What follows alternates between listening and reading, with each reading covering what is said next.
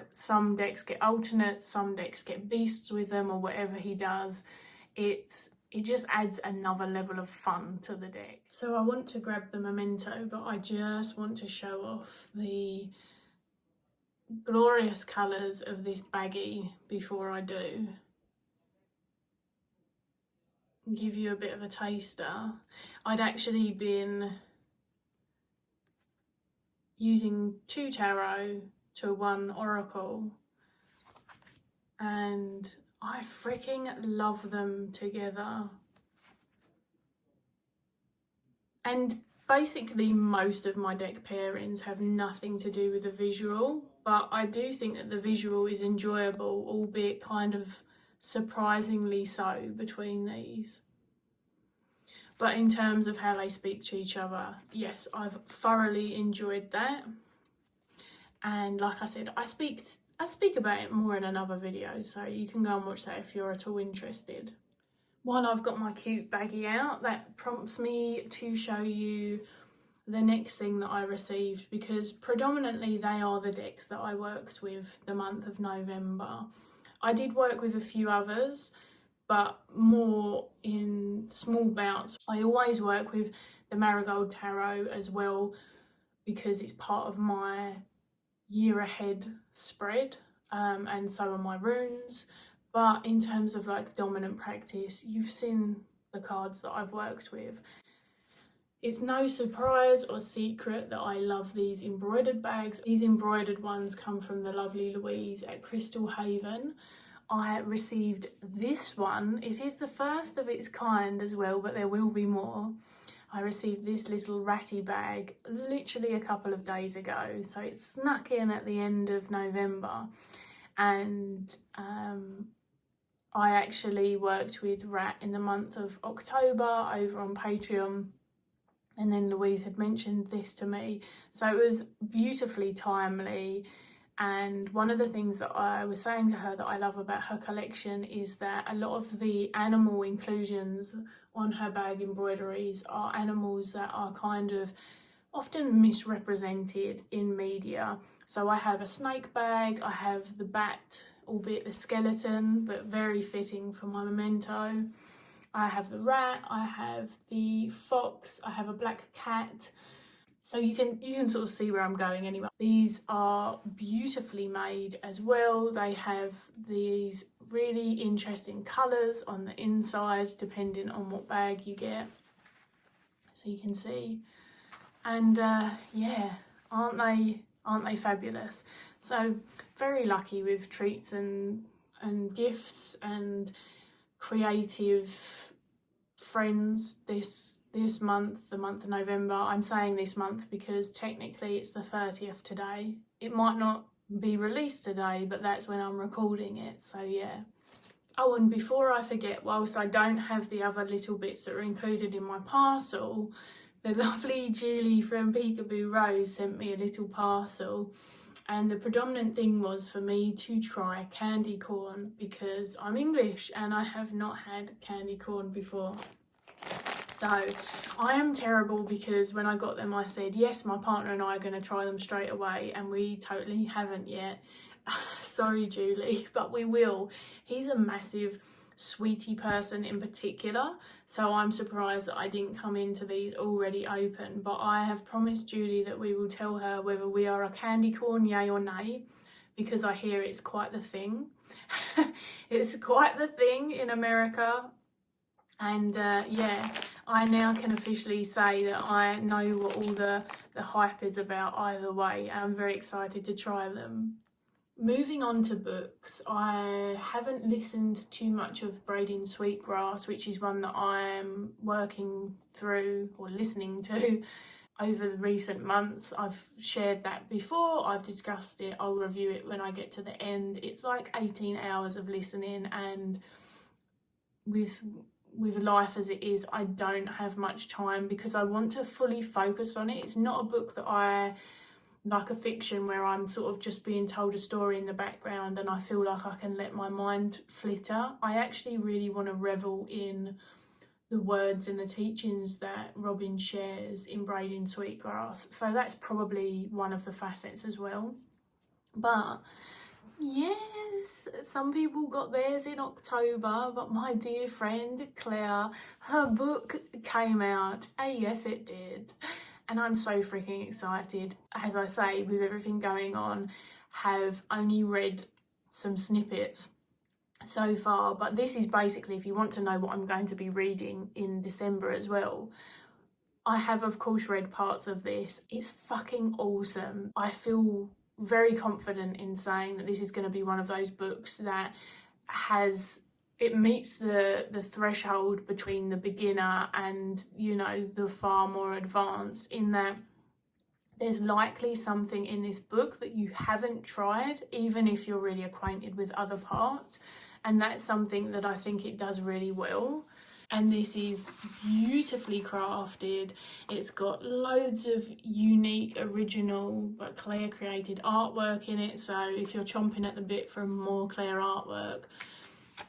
And then you've got what is a very personal and intimate account of these wonderful approaches to the seance beyond the cliche and into the reality. So it begins, what is death, and an intro to Claire. Like, I love this. And then after we've discussed some of the facets of it, it then goes into ways that ways that you may do workings, and it's got everything from bibliomancy to like 𝗪𝗪𝗪. I know everyone pronounces this different, I don't care, that's how I'm saying it. Caring for your tools. Sorry, I showed a page I didn't want to because I didn't want to give away the spread in it, so I'll have to cut that out. But yes, because I do have a craft, you know, I want something that I can actively work with, and especially for the beginner, it's very easy to just ingest, get really overwhelmed and not know how to approach it. And if there's one thing that I can say from the parts of this book that I've read so far, either in edit or in its finality, it's that it feels very approachable. That is the tone of the book, and it doesn't lack experience, it doesn't lack detail or depth, but it has an approachable voice, and that's kind of a sweet spot for me. So yeah, this is one of my favourite things. I was so excited when it turned up. I'll definitely be diving into it more, and you'll hear more about it again.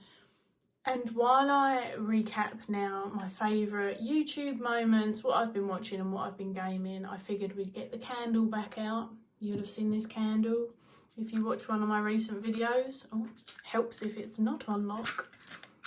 And we'd have a little ambience for you. I also get the benefit of the smell this end. I love these candles because the scent really fills the room, but it doesn't seem to trigger any of my sinus or headache issues at the moment. And I've had the dreaded plague, that's what I'm going to call it, so that this doesn't get flagged. I've had it 3 times since it's existed in 2020, despite my conditions and isolate and all of the things and precautions that I took. Unfortunately, I predominantly caught it at a hospital, but anyway, since then it has really aggressed my sinuses to the point of I can't burn anything at the moment. But these candles by Candles of the Moon have been so good.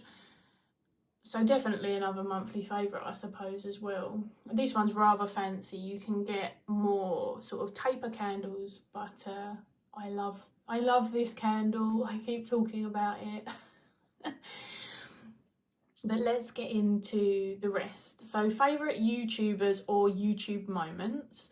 I freaking loved putting my Tradwitch tag, which is a new tag out, and that was created, I believe, in the month of November by my dear friend Joanna Nomqua, and that's my favourite tag that's come out this month. I really wanted to share more of my craft over here and it not just be seen as solely a tarot channel, because it doesn't, there's nothing wrong with the tarot, but it just doesn't really express the fullness of my practice. And whilst I still do paid content offerings, and so what I share there differs to here, I just wanted to put more of myself on here, I suppose, especially as I spend less time on Instagram due to the issues with that platform. One of my favourite offerings this month was I actually released a Patreon exclusive video for my YouTube followers. I've had my Patreon for 3 years in February, and I've never done that. My content predominantly remains exclusive, of course, but I felt like it would be really fun, especially after I'd shared more about my craft. It was very, very hard to pick what I would share because I do a lot of animal workings in a lot more depth over on my Patreon. I do a lot of therapeutic exercises, utilising various facets of the craft, sometimes tarot. I do tarot for self-development teachings, but also discuss the whole concept of that and how we don't always need to be in a stage of self-development. I do the mixing of psychology and then layers of animism that are coming in. There's a lot going on over there. So any one piece of content's really only like a facet. But I asked a few friends and they said they've often looked for how-tos on witches' ladders and things. So that's what I shared. And it was a really enjoyable piece that I created. It's a really like love-infused charm. That's not its purpose, but in terms of like my making it, and it's now hanging from my bookshelf as we speak in the witch room. Then also on YouTube, myself and 𝗪𝗲, aka 𝗫𝗫𝗁𝗁, we have reinstated our actual tarot podcast, which is a podcast on YouTube because there's visuals to it. And sadly Joanna could not return with us at this time because she is superbly busy, more than your average human. But 𝗪𝗲 and I have returned and we will be doing it monthly again. We did a murder mystery exercise with the Murder of Crows tarot and it was too much fun. We had a blast. I laughed a lot. I was quite noisy actually. And then in the month of December, we're returning to doing a spread one, which if you're familiar with our podcast, then you'll know you can come and actually read along with us. And it's like having people to hang out with, even if you don't have tarot buddies in real life. So, you know, people that you can actually sit down with at the dinner table or whatever. All of the details, I'll just plonk them in the below. Moving on to kind of other people's videos, some of the standout ones, other than obviously Joanna's Trad Witch tag, was Kelly Bear's Neo-Pagan November month. Hers in particular has been an absolute treat. I have been living for it. They've just been so good, so good. It was a great tag. I wish I'd had time to jump in on it, but I didn't. But nevertheless, Kelly's ones were great. Also, I really enjoyed Lennon Smith's discussion of her weirdest tarot deck. And I actually did say to Lennon I would film, and I plan to in December, a discussion of the Hyde Tarot because that's mine. That's the one I'm going to be filming. I'm not sure that I would call it my weirdest, certainly most unique in its approach. So I'm going to be doing that, but I just love the way that she discusses things. She just sits down in front of the camera, gets into it. It's really refreshing. I'm here for it. And then finally, what did I watch? What did I play? I don't always add these things. It just depends on my month, but these are huge standouts for me. Firstly, I'm going to say my partner and I hadn't watched Stranger Things, which I know is blasphemy to a lot of people. Or maybe you don't like it, I don't know. But during the month of November, we binged all 4 seasons, and it was life itself. I have been styling my hair the same as Joyce. If you've watched it, you'll know who I mean. I shared a picture comparison of her hair and my hair on my Instagram stories just for fun because, yeah, I've been having a moment with it.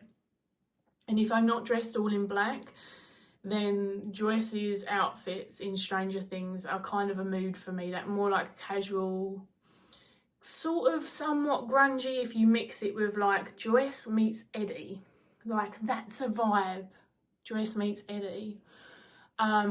I don't want to share any spoilers, but one thing I will say is I cried quite a bit, which I was not expecting. Like, fuck me, some of the writing really hit home with me. And some of it was for reasons that are very specific to my own experience. So, of course, they're not all going to be points that other people might have found moving in the same way. And then some of them were just like, bam. Everyone must have, surely, if you at all cry at movies, which I never used to, by the way, so it's still unsettling for me, but hey-ho. And I had quite a few favourites, but actually I really love Hopper, so I won't bore you with the reasons why, because again, I suppose you could stop listening. I could say there's spoilers coming up and whatever, but I'm just not going to talk about it. If you want to know, then you can reach out and we can have a discussion about it. But I freaking loved it. And then right towards the end of the month, and I was like, now what we're going to watch, because my partner and I have, in between the decorating and the chaos and the fucking booking health appointments and trying to stay sane through all of the pain that I'm in, which I've really played down, and I've noticed I play that down a lot in my videos, and I don't know what to tell you. When I don't play it down, I feel like it invites responses that I don't appreciate sometimes. I get unsolicited advice, or the flip side is people don't know how to sit and hear that without wanting to fix it, or it feeling too overwhelming and kind of taking a step back. And you know, this is YouTube. I'm not sitting down with people in an intimate space having an individual relationship. So I do play it down a lot, but it's been fucking hard. That's all I'm going to say. So I have been hungry for content to just try and distract the noise of my brain. And Netflix released Wednesday. I am a big Addams Family fan. It is very new. They've done the usual, like there's only 8 episodes for the first season. They're long, but like it's not enough. When did this become normal? The 8 episode thing. Anyway, don't worry. There'll be no spoilers from me. What I will say is, as an Addams Family fan, the characters, the cast that they picked really embodied those recognisable character traits. The character representation was far better than it's ever been in the past before. I loved it so much, and I don't even want to critique it. I cannot be bothered because I just sat there and ate it all up. There was like one episode where I was a bit like, it didn't do as much for me. But it was so good. It was so much fun. And then finally, the last thing that came, that was my gaming thing of the month, and what we will end on, is Pokemon Violet. So I went for Violet because there's the 2 colours. I really like the Violet, the Violet main, which is the Pokemon that you ride in this particular game. So I really wanted Miraidon, and I'm very happy with him. He looks like a purple futuristic Toothless from How to Train Your Dragon. Like, that's how I would describe him. It is a buggy game. It has a lot of gamers up in arms about the bugs, and I'm not going to discredit or minimise that in any way. They are definitely there. In a game that's that big for the gaming community, you probably need to take a couple of years to create it. I'm not a professional working behind the scenes. I do know people who have worked behind the scenes on gaming bugs and creations and stuff like that in my family. It definitely should have it should have come out in better condition than it did. That being said, because of, I suppose, where I'm at in life, the game runs, it works well. There's a couple of ways to deal with some of the glitches, but in terms of gameplay, it doesn't seem to hinder the gameplay too much. And I love Pokemon. I am a forever Pokemon fan. I finally gave in and decided to start collecting Pokemon cards again. Yes, I did. You will hear more about that in my December wrap up, because I have Pokemon stuff coming for Christmas. So there you have it. That is my November practice. I don't know, a few reflections, I suppose, but definitely a lot of favourites, because that's just how my month has shaped. I'm sure I've missed stuff. I'm feeling very disjointed, if I'm honest, and I just want to show up, carry on trying to hang out whilst I can, and I know that I have a lot coming up in December, so I may not be around as much. But thank you for hanging out and listening to me. Thank you to all the people who comment and make it feel like a community connection as well, or respond to videos. And thank you to all the people who are making content and also making tags. So yeah, thanks to everyone for just keeping it interesting, right? And that nice mix between some deep dives and some really light-hearted fun stuff. It's all been lovely and a big help. So yeah, that's me done for this one, and I'll see you soon.